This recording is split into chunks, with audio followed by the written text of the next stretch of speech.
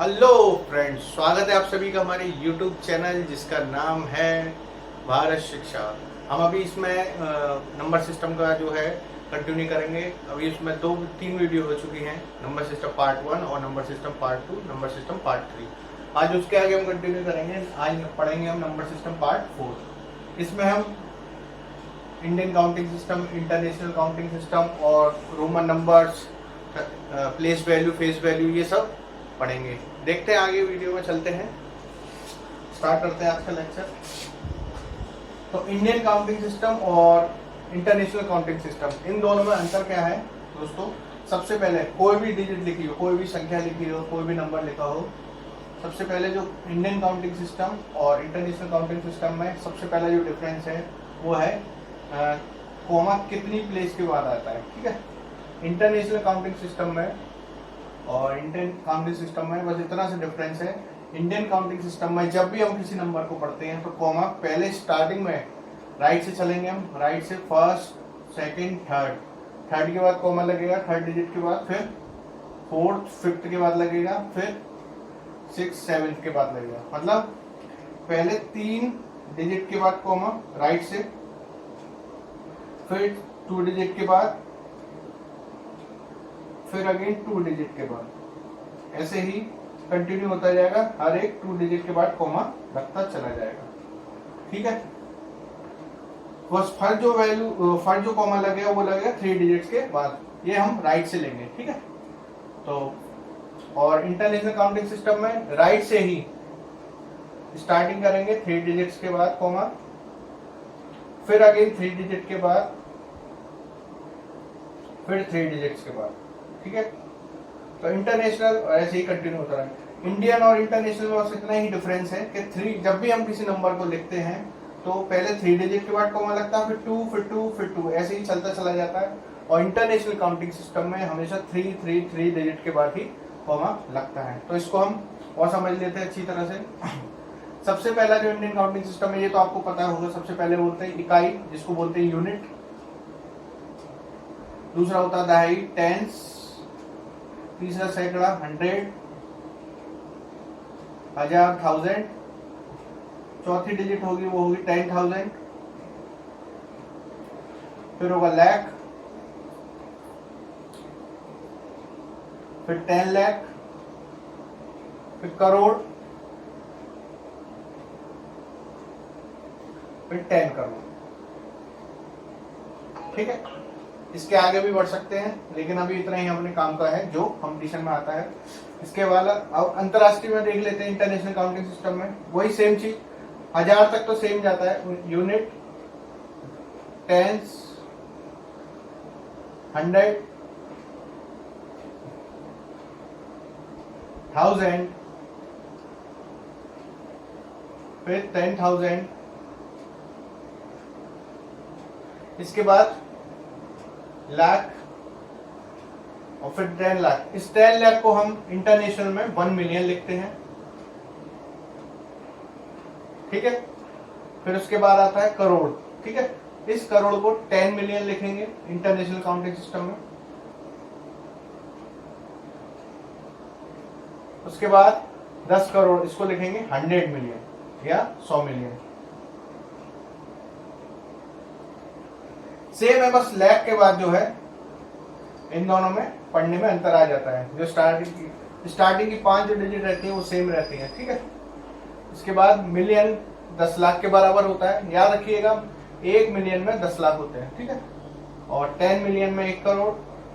ठीक, और 100 मिलियन में होते हैं अपने 10 करोड़। ठीक, ये याद रखिए। देख लेते हैं बच्चों एक क्वेश्चन।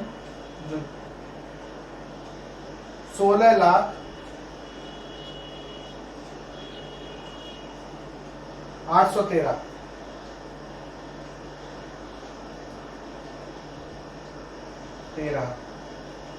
यह JNB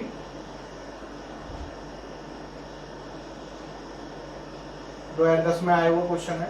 इसको लिखना है हमें शब्दों में। कैसे लिखेंगे मैंने बताया था। 16 लाख, सबसे पहले लाख में कितनी जीरो होती है? 5, और 10 लाख में 6 जीरो। तो इसको 16 लाख को लिखने के लिए एक जीरो कम हो जाएगी क्योंकि 10 लाख में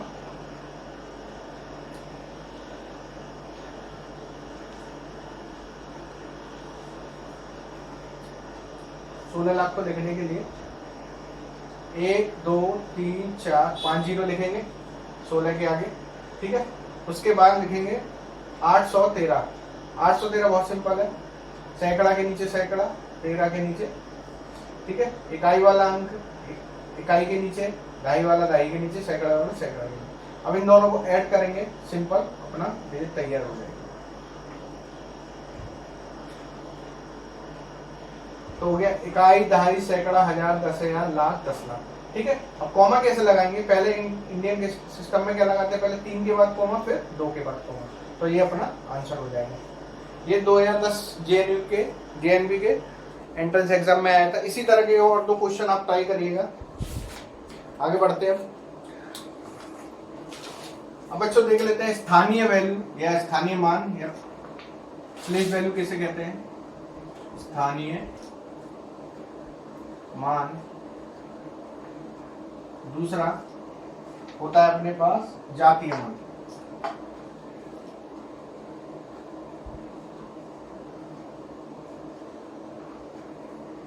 इसको बहुत पूछा जाता है पेपर में।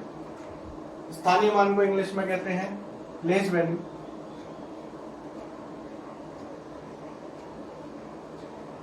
और जातीय मान को इंग्लिश में कहते हैं फेस वैल्यू।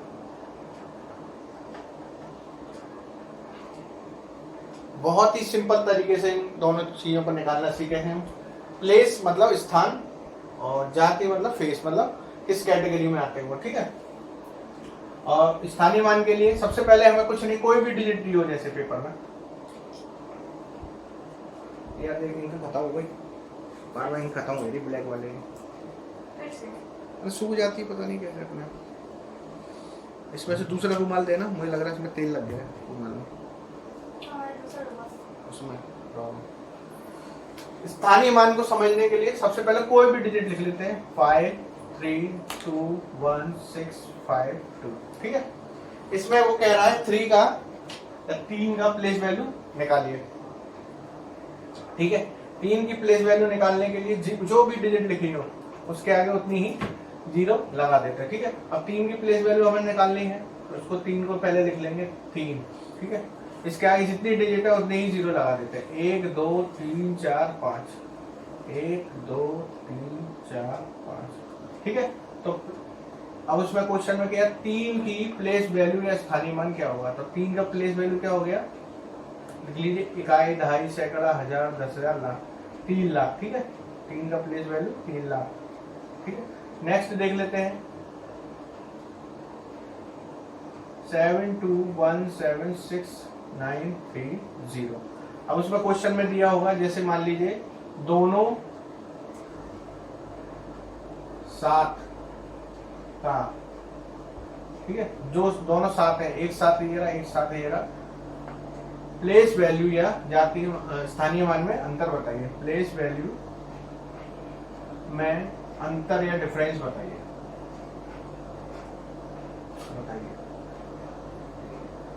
ठीक है, तो पहले वाले की प्लेस वैल्यू निकाल लेंगे, 7, इसके आगे कितनी डिजिट है उतनी जीरो लगा देंगे। 1 2 3 4 5 6 7, 1 2 3 4 5 6 7, ठीक है। इस वाले 7 के आगे कितनी डिजिट है उतनी जीरो लगाएंगे, तो 1 2 3 4, ठीक है। अब दोनों में अंतर बताना है, मतलब डिफरेंस बताना है, ठीक है। इसको इसके नीचे लिख लेंगे, 1 2 3 4, 1 2 3 4, और 7 को इसके नीचे। अब इन दोनों में अंतर निकालने के लिए माइनस कर देंगे, ठीक है। माइनस करने पर 0 0 0 0, ये 3, ये 9, ये 9, ये 6, ठीक है। तो दोनों की प्लेस वैल्यू में या स्थानीय मान में जो अंतर आया है वो आया ये, ठीक है। ये हमारा आंसर हो जाएगा। अब जातीय मान क्या होता है, जातीय मान कुछ नहीं, जो डिजिट, ठीक है, या अंक की खुद की वैल्यू हो, ठीक है, उसी को हम जातीय मान या फेस वैल्यू कहते हैं। जैसे एग्जांपल है 32169 इसमें 9 की फेज वैल्यू क्या होगी, तो 9 की फेज वैल्यू इसमें 9 ही हो जाएगी। 2 की फेज वैल्यू इसमें, दोनों 2 की फेज वैल्यू 2 ही हो जाएगी, ठीक है। तो एक्चुअल जो वैल्यू होती है किसी भी अंक की, किसी भी डिजिट की, वो उसकी जातीय मान या फेज वैल्यू कहलाती है, ठीक है। 3 की फेज वैल्यू 3 हो जाएगी, ठीक है, और इसमें 1 की 1 ही हो जाएगी, ठीक है। इसी पे कुछ क्वेश्चन कर लेते हैं। क्वेश्चन दिया है 6453 में 6 के स्थानीय मान या 6 के स्थानीय मान तथा जाति मान में अंतर बताइए।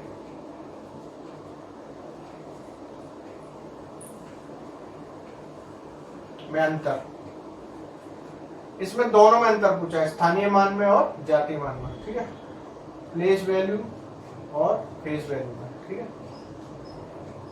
इस अंतर को निकालने के लिए सबसे पहले 6 का स्थानीय मान देख लेंगे। 6 का स्थानीय मान क्या होगा, इसमें हमने बताया था जितनी डिजिट आगे लगी होती है उतनी ही जीरो लगा देते, 1 2 3। ये हो गया इसका प्लेस वैल्यू। फेज वैल्यू कितना है, फेज वैल्यू जो अंक का एक्चुअल मान होता है, जो खुद की वैल्यू होती है, उसकी 6 की 6 ही हो जाएगी। दोनों में अंतर निकालेंगे तो ये हो जाएगा -4995, ठीक है। यही इसका आंसर हो जाएगा, ठीक है। तो स्थानीय मान और जाति मान में अंतर 6 के हो जाएगा 5994, ठीक है। इसी तरह आपको क्वेश्चन और ट्राई करने हैं, ठीक है। नेक्स्ट बढ़ते हैं आगे, समय में पढ़ के ही बोला है। क्वेश्चन पूछेगा प्रीफिक्स पूर्ववर्ती या प्रीडेसेसर, ठीक है। उत्तरवर्ती,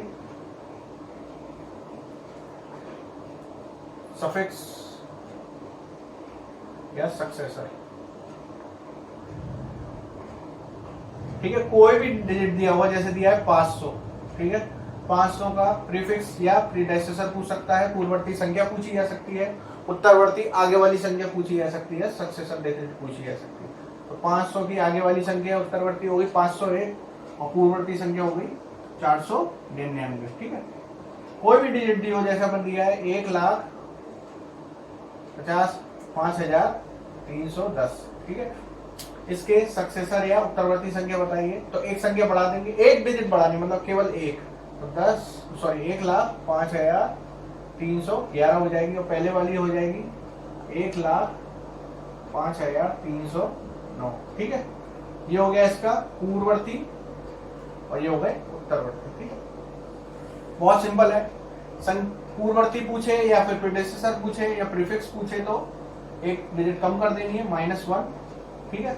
और जब आगे वाली पूछे, उत्तरवर्ती पूछे या सक्सेसर पूछे तो +1, ठीक है। इस तरह कोई भी क्वेश्चन आप निकाल सकते हैं।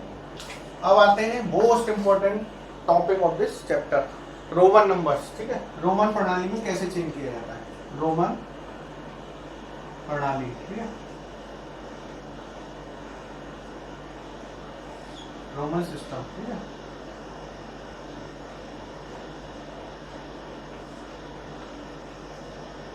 रोमन सिस्टम में लिखने के लिए टेबल बना लेते हैं। सबसे पहले यहां लिख लेते हैं हिंदी अरेबियन पद्धति, कुछ भी लिख सकते हैं, हिंदी अरेबियन पद्धति,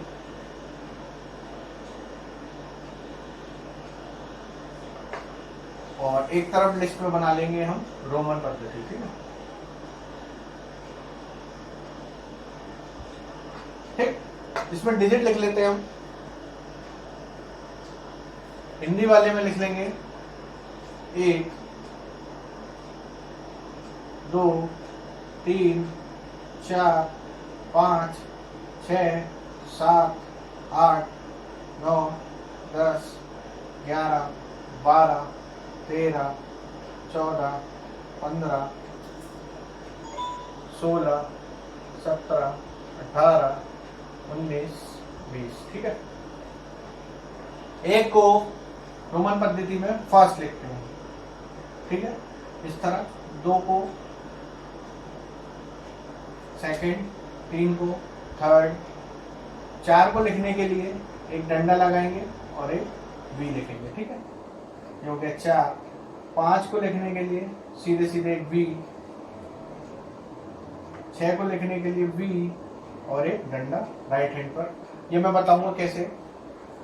7 को लिखने के लिए V और 2 डंडे, 8 को लिखने के लिए V और 3 डंडे, 9 को लिखने के लिए X और लेफ्ट में एक डंडा, 10 को लिखने के लिए X। ठीक है, जब भी किसी नंबर से एक कम करना हो, ठीक है, तो उसके लेफ्ट साइड में हम डंडा लगा देते हैं। और जब भी किसी नंबर से, किसी भी रोमन नंबर से एक नंबर अधिक लिखना हो तो उसके राइट हैंड पे हम लगा देते हैं। जैसे यहाँ देखिए, ये है 5, ठीक है, 5 नंबर से एक कम लिया 4, 4 लिखने के लिए 5 के लेफ्ट साइड में एक डंडा लगाया हमने। ठीक है, ये ठीक है, और 5 से एक अधिक लिखने के लिए इसके राइट हैंड पे डंडा लगाया है। ठीक है, और 5 से 2 अधिक लिखेंगे तो 7 आ जाएगा। 7 को लिखने के लिए कैसे लिखेंगे, 5 और 5 के आगे राइट हैंड पर ही 2 डंडे, जो बढ़ाएंगे तब राइट हैंड पे डंडे लगाते जाते हैं। ऐसे ही 8 में। ठीक है, अब आगे बढ़ते हैं। 10 के बाद है इसी प्रकार 10 का भी देख लीजिए। 10 को x लिखते हैं, x से हम एक कम जाएंगे। ठीक है, x से एक कम लिखने के लिए क्या करेंगे, जब एक कम करते हैं तो लेफ्ट साइड में डंडा लगता है, तो इसमें लेफ्ट साइड में डंडा लगेगा। अब 10 से एक आगे बढ़ेंगे 11, तो इसके राइट हैंड में डंडा लग जाएगा। ऐसे ही 12, 12 में राइट हैंड में 2 डंडे, 13 में 3 डंडे राइट हैंड में, 14 में x, और 4 को हमने कैसे लिखा था, 1 और b, वो लिख देंगे। 15 को x और b, 16 को x b1, 17 को x b डबल डंडा, और 18 को ऐसे 3 डंडों के साथ। 19 को लिखने के लिए 9 को जो लिखा था वो लिख देंगे, एक x और एक ऐसे। 20 को लिखने के लिए 2 बार x, क्योंकि 10 को लिखते हैं x से, तो 20 उसका जस्ट दुगना है, तो क्या करेंगे, 2 बार x लगा देंगे। ठीक है, 1 से 20 तक की संख्या इस तरह लिखी जाएंगी। इसी तरह आगे बढ़ने के लिए जब हमने यहाँ x में एक डंडा लगाया तो 11 हुआ था। अब डबल x है, यहाँ 2 बार x लिखने पर एक डंडा लगाएंगे तो क्या हो जाएगा, 10, 10 और एक 21। ठीक है, तो x को लिखिए 10 + 10 + 1। ठीक है, इसी तरह आगे बढ़ते चले जाएंगे। x 2 डंडे तो कितने हो जाएंगे, 22। ठीक है, इसी तरह हम 30 तक जाएंगे, और 30 को लिखने के लिए क्या करेंगे, x होता है 10, 10, 10 और 10, 30 हो गए, 10, 10, 10, 30। ठीक है, इसी तरह 40 को लिख सकते हैं। कुछ मोस्ट इंपॉर्टेंट इसमें चीजें हैं, वो भी याद कर लेने लायक है, वो याद करना जरूरी है। जैसे 50 का रोमन नंबर L लिखा जाता है, 100 को लिखा जाता है C, 500 को लिखा जाता है D, और 1000 को लिखा जाता है M। ठीक है, ये मोस्ट इंपॉर्टेंट है, साइड में कहीं नोट कर लीजिएगा।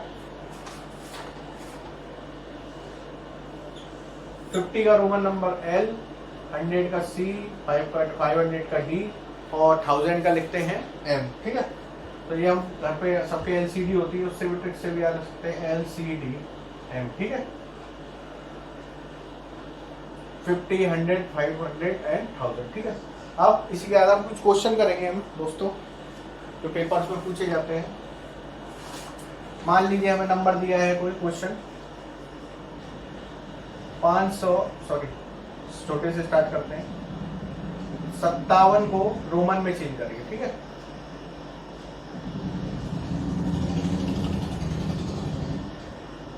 सत्तावन के लिए एक तरीका तो वो है, मैंने बताया था x x x, 5 बार x लिखेंगे फिर 7 लिखेंगे, वो लंबा पड़ेगा। ठीक है, 57 के लिए सबसे पहले हम क्या लिखेंगे, 50 + 7। ठीक है, 50 + 7। 50 को हमने क्या पढ़ा था, L, और 7 को हमने क्या लिखा था यहाँ पर, B और डबल डंडा, B डबल डंडा। तो 57 का जो रोमन नंबर होगा L B डबल जो भी डंडा। ठीक है, इस तरह हम बाकी के भी निकाल सकते हैं। दूसरा क्वेश्चन देख लेते हैं, पेपर में आया होगा। 76, इसको रोमन में चेंज करना है। 76 के लिए क्या करेंगे, 750 के लिए L लिखते हैं, L। अब बचा अपने पास 26, 26 को रोमन में चेंज करने के लिए क्या लिखेंगे, 20 को क्या लिखते हैं, x और x, जो हो गया 20, और 6 के लिए हमने क्या लिखा था, v और डंडा, v एक डंडा, ठीक है, ये हो गया 76, ठीक है। इसी तरह आप और भी क्वेश्चन कर सकते हैं, जैसे दिया हो पेपर में 140 को 140 को रोमन नंबर में चेंज करेंगे, ठीक है। इसको लिखेंगे 100, 100 को हमने क्या लिखा था, C, और 40 को लिखेंगे या तो L से लिख सकते हैं, L, ठीक है। तो ये हो गया अपने पास C और L, कितना हुआ अपने पास 150, 150 में, लेकिन हमें 10 कम चाहिए, 140 चाहिए, तो L होता है 50 का, 50 के आगे हमने बताया था जब भी कम करना हो तो लेफ्ट साइड में कोई भी वैल्यू लगा देते हैं जो रोमन नंबर की, ठीक है। अब 50 में से हमें 10 कम करते हैं, 10 को हम क्या लिखते हैं, x, ठीक है। अब लेफ्ट में लगाएंगे तो वो किसके, L के, तो वो 10 कम हो जाएगा, तो ये हो जाएगा x, C x L। Right में लगाते हैं तो ये क्या हो जाता है,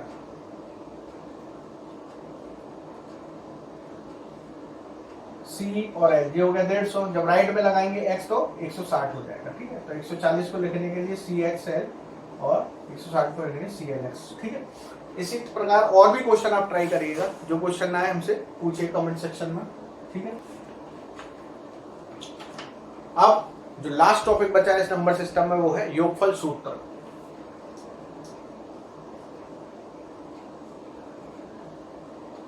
मतलब एडिटिव फॉर्मूला या एडिशन फॉर्मूला, जो पेपर में बहुत पूछे जाते हैं।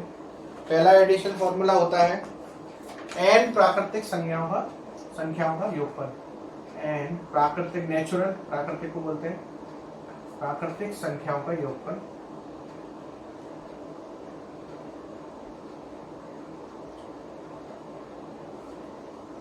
n प्राकृतिक संख्याओं का योग निकालने के लिए सीधे सीधे जो फॉर्मूला अपने पास बन जाता है वो होता है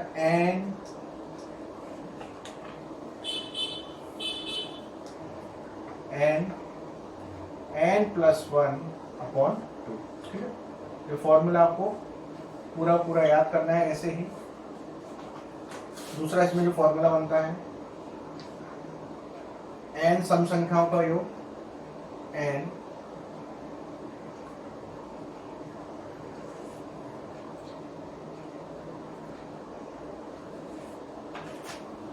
पता नहीं क्या हो रहा है, बार बार सूख जा रही है लाल काली वाली, ये इनका खराब हो गया।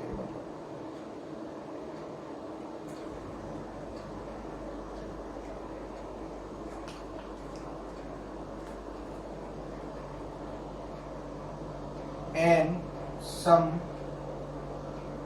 संख्याओं का योग, n सम संख्याओं के लिए सिंपल जो फॉर्मूला बनेगा बच्चों वो क्या बनेगा, n प्लस 1, ठीक है। ये n जितनी भी सम संख्या हैं 2, 4, 6, कोई भी डिजिट दे रखी तो कोई भी सम संख्याओं का योग पूछे तो सीधे सीधे फॉर्मूला लगा देंगे। इसको क्वेश्चन भी करेंगे अभी, फिर आपको अप्लाई करना भी आ जाएगा फॉर्मूला। सेकंड, n विषम संख्याओं का योग, लास्ट चीज बचता है n विषम संख्याओं का योग,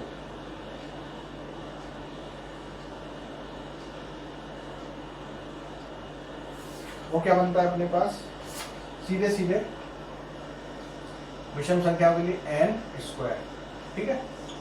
तो ये 3 फॉर्मूले हैं जो पेपर में इन पर डायरेक्ट क्वेश्चन पूछा जाता है। जब n प्राकृतिक सारी की सारी पूछी हो जिसमें सम और विषम दोनों, तो n प्राकृतिक संख्याओं के लिए n प्लस 1 डिवाइडेड बाय 2, ठीक है।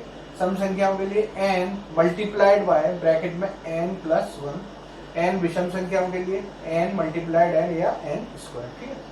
इस पर कुछ क्वेश्चन करते हैं, जैसे क्वेश्चन दिया हुआ है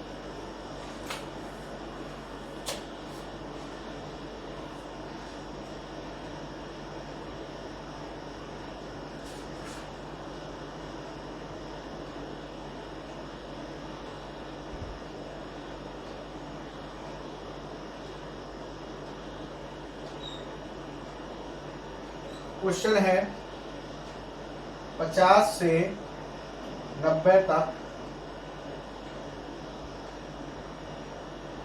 सभी विषम तथा सम संख्याओं का योग बताइए। अलग अलग पूछा है, सम संख्याओं का 50 से 90 तक और विषम संख्याओं का। 50 से 90 तक सम और विषम संख्याओं का योग निकालिए। ठीक है, 50 से 90 तक हम देख लेंगे कितनी। पहले तो सबसे पहले 50 से 90 तक सम संख्या कितनी होंगी वो देख लेंगे। टोटल सम संख्याएं काउंट कर लेंगे। 50 से 90 में पहली आ जाएगी 50, एक, ठीक है, और दूसरी हो जाएगी 52, ठीक है। इसी प्रकार 54, 56। निकालने के लिए सबसे पहले क्या करेंगे, 50 से 60 तक के बीच में देख लेंगे कितनी बनेगी। 50, 52, 54, 56, 58 और 60, 6 बन रही है, ठीक है। फिर 61 से लेके 70 तक देखेंगे, 62, 64, 66, 68, 70, ठीक है। फिर इसी प्रकार 71 से 80 के बीच में देखेंगे, ठीक है। तो 50 से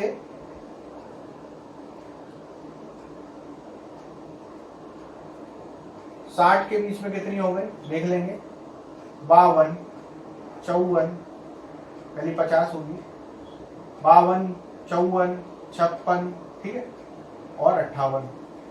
इसी प्रकार 60 से 70 के बीच में देख लेंगे। 60 से 70 के बीच में हो जाएगी 60, 62, 64, 66 और 68। इसी प्रकार 70 से 80 के बीच तो ये हो जाएगी 70, 72, 74, 76 और 78, ठीक है। फिर आएगी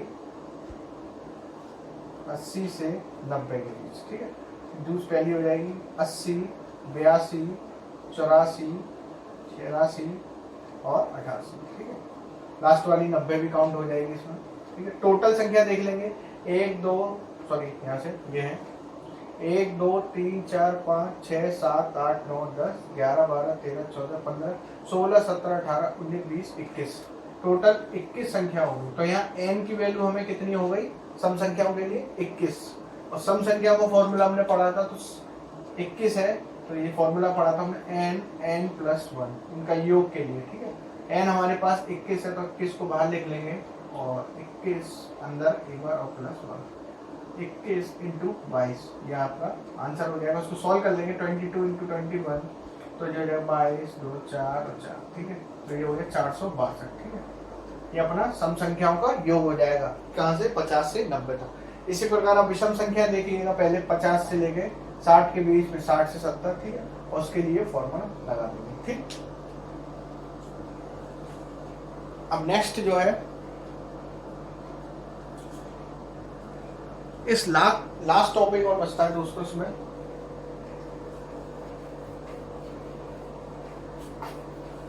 पॉइंट लिखने लायक है, नोट करके लिख लीजिएगा लास्ट में।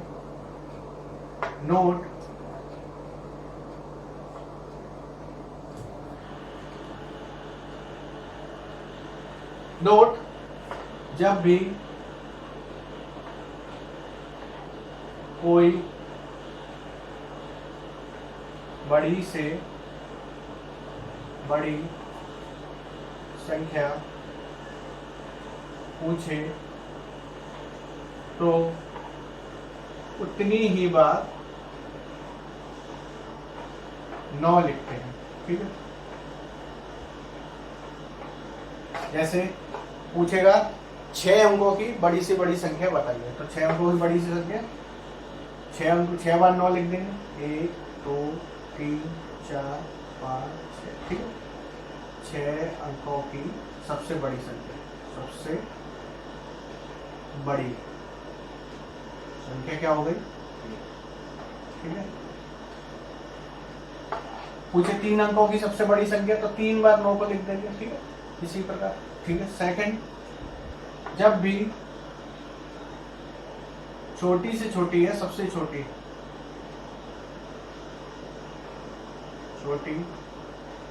संख्या पूछे तो 1 लिखकर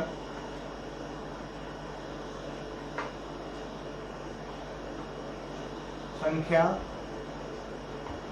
में 1 लिखकर उसमें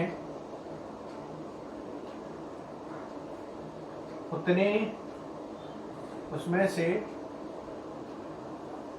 1 0 कम करके बचे 0 लिख देते हैं। बचे हुए उतने ही 0 लिख दिए जाते हैं, 0 या 0 लिखे जाते हैं, ठीक है।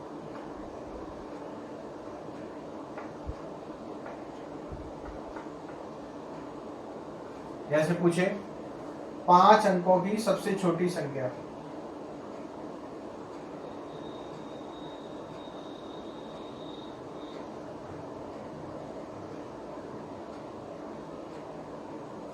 पांच अंकों की सबसे छोटी संख्या, सबसे पहले 1 लिख दीजिए। अब 1 डिजिट कम करनी है, इसमें से कितनी डिजिट बची अपने पास? 4, तो उतने ही 4 0 हम लगा देंगे, 1 2 3 4, तो ये 5 अंकों की सबसे छोटी संख्या हो जाएगी। देखिए 8 अंकों की सबसे छोटी संख्या बताइए, तो वही 1 लिखकर जितने अंक है उसमें से 1 अंक कम करके उतने ही 0 लगा देते हैं। 8 अंक है, 8 में से 1 कम करेंगे, 7 0, 1 2 3 4 5 6 7। इसी तरह नंबर सिस्टम का पूरा पार्ट आपका जो समाप्त हो चुका है। इस पर कुछ क्वेश्चन है वो हम नेक्स्ट लेक्चर में करेंगे। पूरे नंबर सिस्टम के जितने भी हमने टॉपिक्स पढ़ाए हैं उन्हीं के आधार पर कुछ क्वेश्चन हम लगाएंगे अगले